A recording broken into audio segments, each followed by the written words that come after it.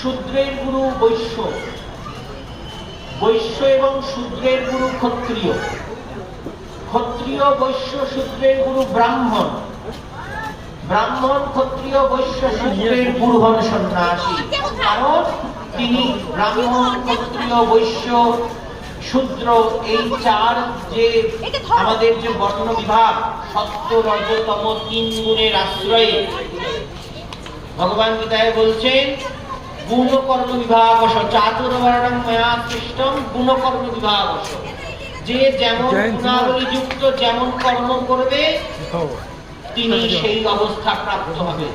ব্রাহ্মণের ছেলে কিন্তু জীবনে কোনোদিন গায়ত্রী করেনি, শাস্ত্র বলছে সে পতিত।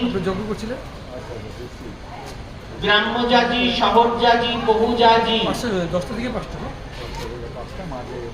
মসীজীবী, অসীজীবী, দেবল, লোভী, পতিত, সন্ধ্যা, এই ৮ প্রকার ব্রাহ্মণ ঘরে জন্ম নেওয়া সন্তান অব্রাহ্মণ শূদ্র।